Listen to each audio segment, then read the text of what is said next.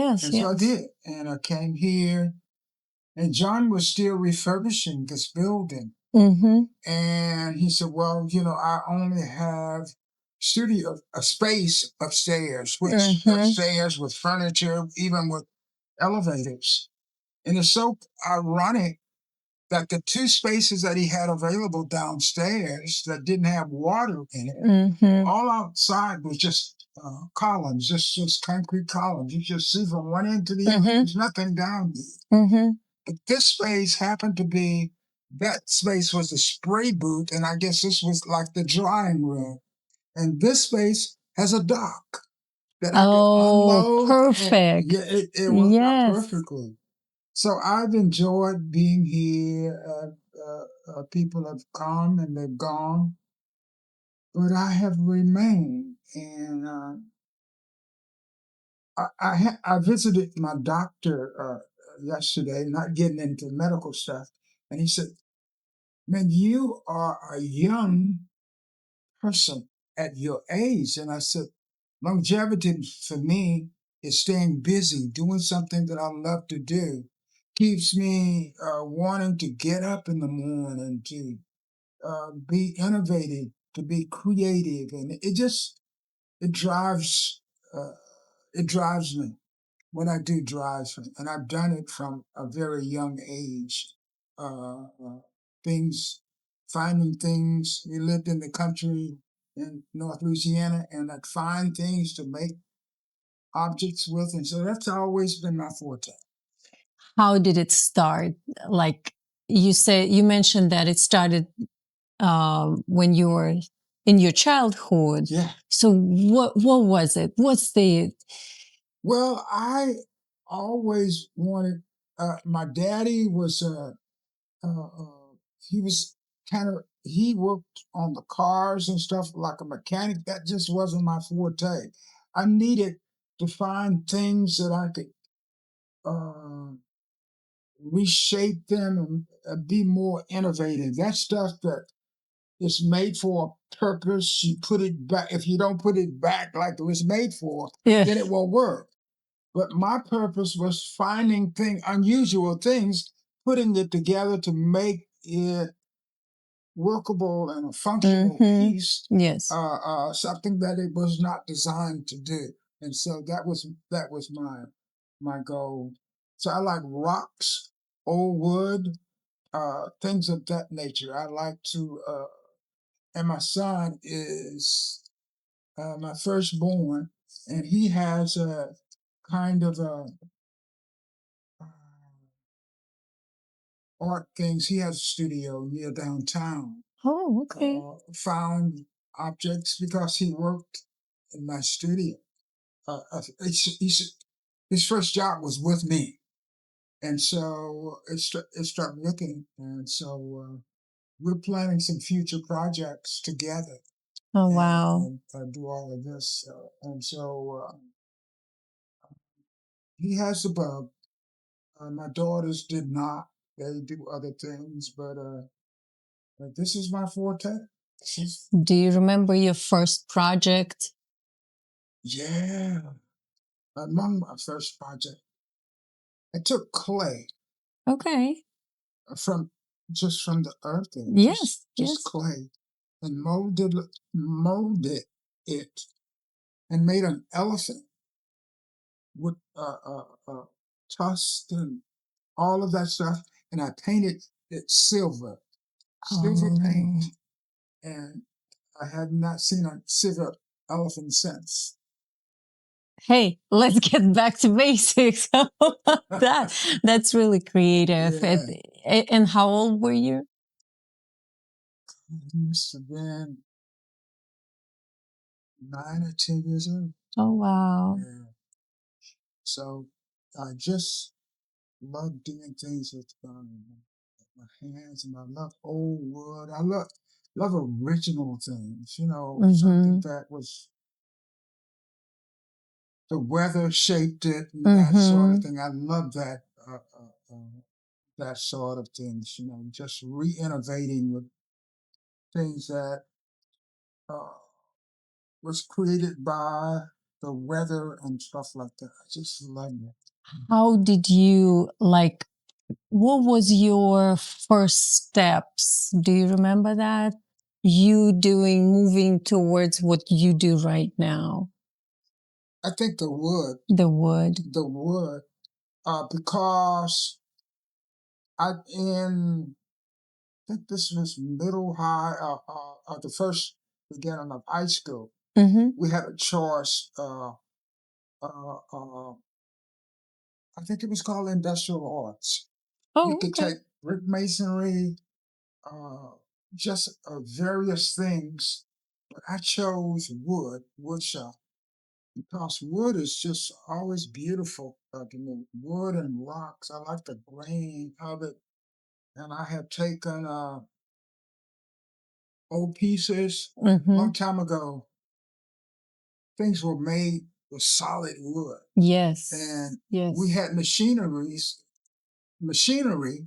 in the classrooms that we could resurface that wood, run it through a machine, and it comes out new.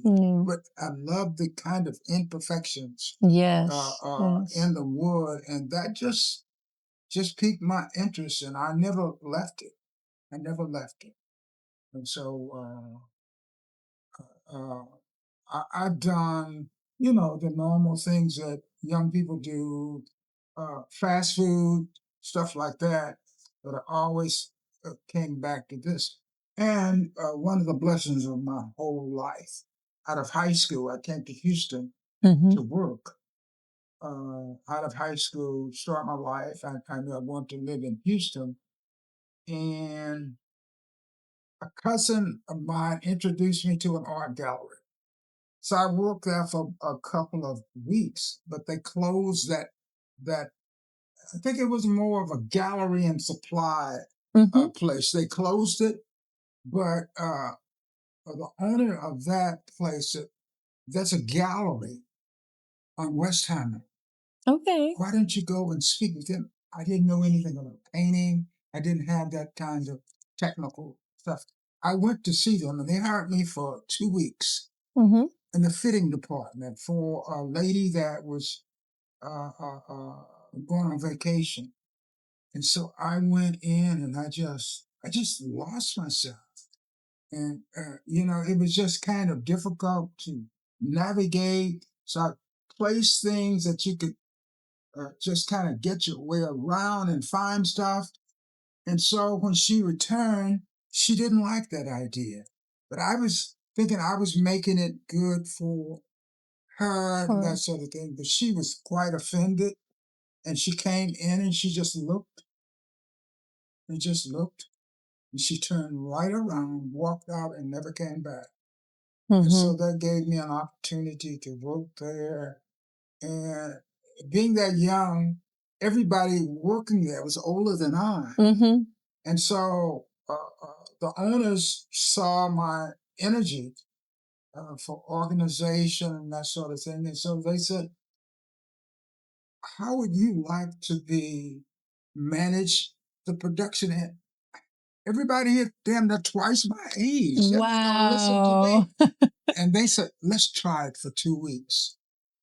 But I knew from experience with the lady about the fitting department that I had to have a conversation with them. And so it was a production line sort of thing. We worked with interior designers, we worked with individuals and stuff like that, with old pieces and framing it and that sort of thing. But I had to have a conversation with them. Say, I realize I'm younger than anybody here. You have more experience than I have, but I have some ideas. Yes. And I promise you, if you give it a chance, give me a chance. Yes. Working with you, I think that we can create something beautiful. And the company gave bonuses for Christmas based on production. So I Okay. sold them on that. And so they would let me come into that apartment and help out. I was always good at helping and stuff like that. And we built one production line. And so everybody was happy with the bonuses and happy that they bought in and stuff. That was those were some proud times for me. I needed that for people older than me to accept me and Yes. trust me. And it Yes. just became natural. And so naturally, I was being observed by the owners, and they said, "Let's go with this because you have gotten people energetic." Yes. And one thing I like, if we do it right the first time, because when you redo things, you lose money. I knew that at that time. If you have to Oh. do something over, that's more time spent. Yes. And Yes. so Yes. if we do it away, take a little bit more time and do it right, then it does not return. Anytime something returns back to the place of origin, that's a reflection on the people that started the process anyway. Yes. And so when it goes and you don't see it for another 2 or 3 years, that's success. And so that's the way I handle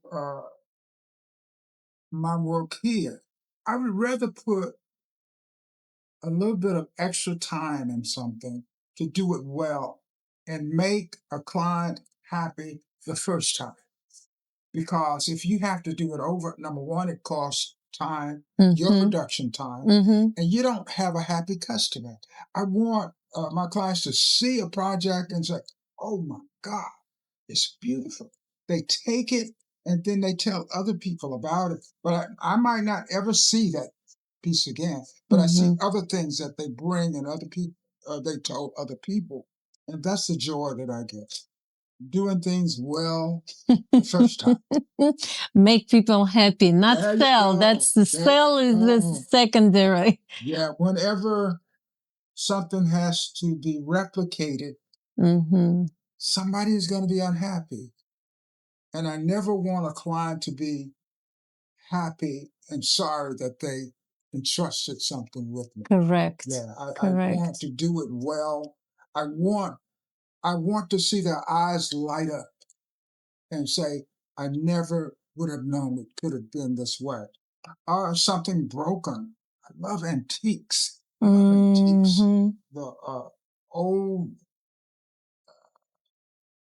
rustic things to get them. I like to put things back together in the form that it's sturdy and stuff like that.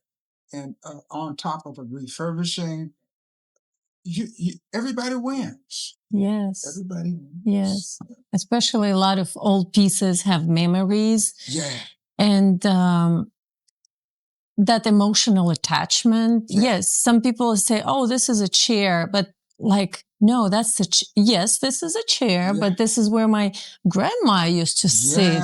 Yeah, that's what I love. That's what I love. And this is what makes artist an artist, is seeing things differently. Yeah. And be innovative. And this looks like this works so well for you in your journey. Yeah.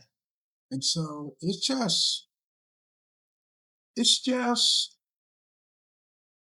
I like the feel of refurbishing and passing things on, giving it new life, or take things Yes. in composition with other things and make up something new to start a new life with all of those collected pieces. I love that. That gives me energy. When I was back in the gallery, excuse me, I was in the fitting department, so I was not out front. And see, people didn't know me. Then they got to know the work. That was a designer. She always brought things to be refurbished and that sort of thing. But she was noted every time she had something done, 3 trips back. She would bring it back at least 2 to 3 times. And so I said, well, that's not good, because if we have to do it over, it's not good for the business, can't believe in your work. Yes. And so we just went step by step. Let's do it, get it the best we can get it the first time. Mm-hmm. Because the client pays for it one time, we get it done one time, everybody wins. Yes. Because when you have to return for little things to get them done, people lose trust in you because nobody wants to keep doing the same thing again just to try to get it to getting it right the first time. So I've taught in high schools and stuff like that. I've taught adult education, and this is what I would tell everybody. You want to be as effective as you possibly can the first time because you want to be comfortable enough to get a project where it needs to be, and you know when you're finished with it, then you move on to something else. That builds confidence. But if you keep tearing down and rebuilding the same thing, you throw your hands up. And so I worked with HSD, I believe Houston Community College for a period of time with adults. And so I wrote my own criteria for the students and what was appropriate for the period of furniture that they brought in. But you might not know what vinyl is. Vinyl fabric. It's a rubber man-made. And so that was a stipulation. You couldn't use vinyl in my class.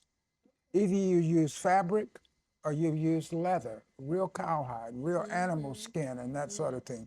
Because I had a theory about things. I do things for longevity. I don't do things for seasonal things. In 6 months, a year, you got to do it over. Yes.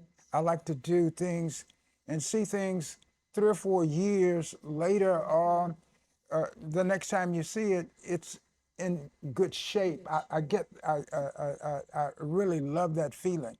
I don't like, and I was compared to a lot of companies that they made things only for temporary use.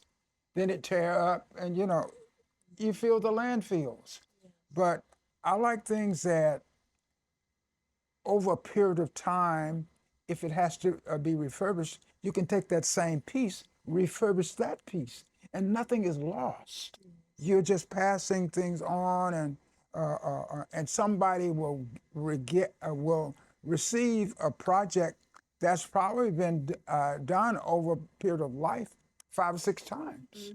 And so I get joy out of doing that. I don't like things that I really don't like things that you just throw away. You just throw it away. You just throw it away. My deal is let's get something good as best we can. Growing up, we had a lot of recycled stuff. 8 children, mother and father. So that's I learned a lot from that. We would get used things, and I said, I can fix that. I can fix that, and fix it up, and everybody is happy. My mother was bragging about it, and that sort of thing. So that makes you feel good that you were being a productive person. But I've always liked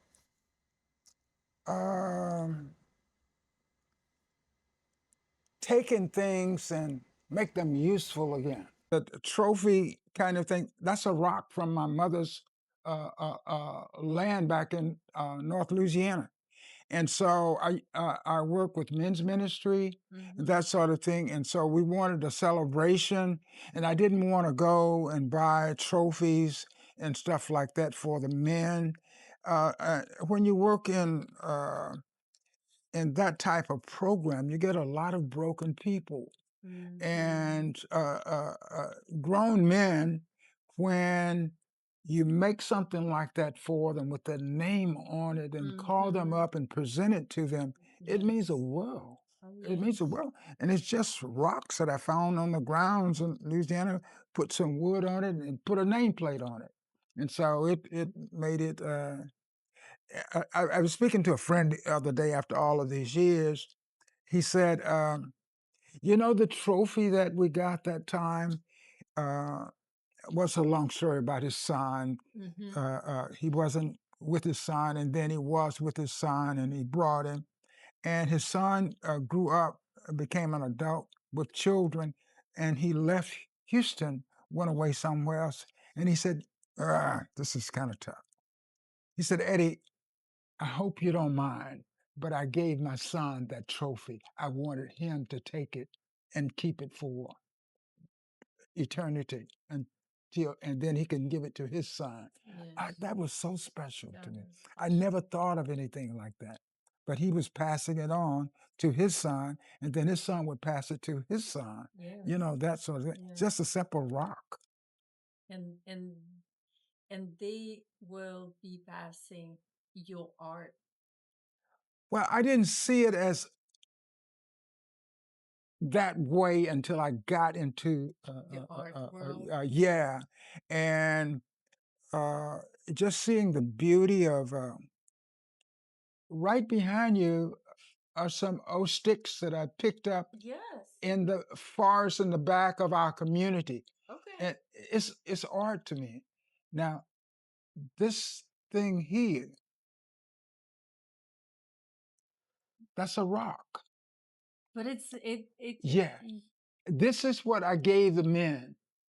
And it was just like that. They got something that was more precious than life. And I handmade all of these. I didn't ask for any help from any of the others. I wanted it to come straight from me. And so, yes. yeah, it's just, so I have enjoyed my life. It's beautiful. Thank you so much. I enjoy my work. Thank you. It's especially sharing like warm memories and warm the I would say the mission of artists probably is to preserve, huh? Emotions as well. Yeah. Emotions as well. Yeah. Thank you. Yeah. So yeah. I'm in a good world here. I'm in a good place, and John Deal has provided a community that we will all look back and say, "Wow, we had a great run." Yeah, and it's a supportive world. Yeah. So, and to have my son, he's doing his own version of everything, but it all started in our little circle, and he's taking it forward and doing a much bigger thing and a different sort of thing. So he works in the same industry, meaning he's a not painter, but he's in the furniture, right? Well, he's in he make things out of found art, found pieces, recycling things, the beauty in found things to repurposing. His studio is near downtown, and so he and I are going to collaborate with some things because I don't have the skills that he has in identifying stuff like that. Wood, rocks, and sometimes metal for me, but he's got this whole bit thing that he does, and so we are incorporating those things to give what we both do longevity, to be passed on and preserved, that sort of thing. And I see things that I've done 30 years ago, still in good shape, and they're passing it on, and that's the whole idea, you know. I hate we're in that world that you can only have one owner, one use, and then it goes to a stockpile. It can't be used again. And that's such a waste. It's such a waste. And this is how I feel lately the market is like for everything, for phones, right? Yeah. It's like you buy it, meant to be for the next couple of years. Yeah, but I hate the idea when companies make things to last only a period of time. Certain, yep. Either it's thrown into a dumpster or a landfill and Yes. that sort of thing. I just wish that we would spend more time, but I know it might be more cost effective just to make it temporarily for temporary, and then but it's such a waste of energy. Yeah, I like things that that can be passed on and longevity. And more people are. You have websites now. I think Facebook has a website. Recycled furniture. Oh. People go and they buy it, and then they get it refurbished and that sort of thing. That's my mindset, and that's the way I grew up. Because with 8 children, my parents couldn't afford to buy temporary and rebuy again. They bought used things, and I could refurbish them and stuff like that. Not washing machines and stuff like that. I don't like that kind of stuff. Yeah. That's not me. I like things I can shape. So that's kind of my little story, but I've enjoyed my life. I'm enjoying my life. Enjoying. You're still young.